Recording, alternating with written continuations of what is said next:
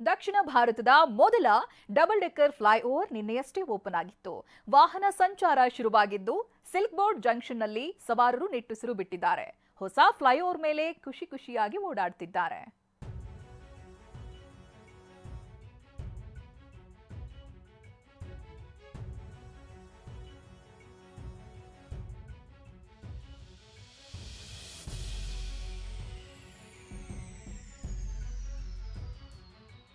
Traffic jam ಹನುಮನ ಬಾಲದಂತಿದೆ. ಯಾವಾಗ green signal ಬಿಡುತ್ತಪ್ಪ ಅಂತ ಸವಾರರು ಎದುರು ನೋಡ್ತಾ ಇದ್ದಾರೆ. ಇದೇ ಜಂಕ್ಷನ್ ನಲ್ಲಿ ಗಂಟೆಗಟ್ಟಲೆ ಟ್ರಾಫಿಕ್ ನಲ್ಲಿ ಪರದಾಡ್ತಾ ಇದ್ದ ಸಿಟಿ ಮಂದಿ ಈಗ ಡಬಲ್ ಡೆಕ್ಕರ್ ಫ್ಲೈಓವರ್ ಮೇಲೆ ಜಮ್ ಅಂತ ಸವಾರಿ ಮಾಡ್ತಿದ್ದಾರೆ.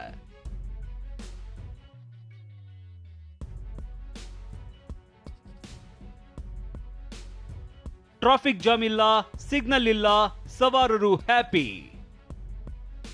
ಡಬಲ್ ಡೆಕ್ಕರ್ ಫ್ಲೈಓವರ್ ನಿಂದ ತಗ್ಗಿದ ಟ್ರಾಫಿಕ್ ದಟ್ಟಣೆ. ದಕ್ಷಿಣ ಭಾರತದ ಮೊಟ್ಟಮೊದಲ ಡಬಲ್ ಡೆಕ್ಕರ್ ಫ್ಲೈಓವರ್ ಮೇಲೆ ವಾಹನ ಸಂಚಾರ ಶುರುವಾಗಿದೆ. ನಿನ್ನೆಯಷ್ಟೇ ಡಿಸಿಎಂ ಡಿಕೆ ಶಿವಕುಮಾರ್ ಪ್ರಾಯೋಗಿಕ ಸಂಚಾರಕ್ಕೆ ಚಾಲನೆ ನೀಡಿದ್ದಾರೆ.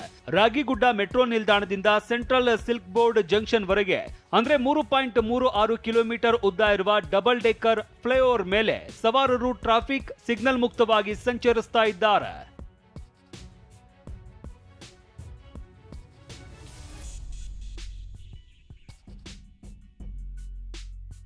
ಹೊಸ ಫ್ಲೈಓವರ್ ನಿಂದಾಗಿ ಸಿಲ್ಕ್ ಬೋರ್ಡ್ ಜಂಕ್ಷನ್ ಬಳಿ ಕೊಂಚ ಮಟ್ಟಿಗೆ ಟ್ರಾಫಿಕ್ ಜಾಮ್ ತಗ್ಗಿದೆ.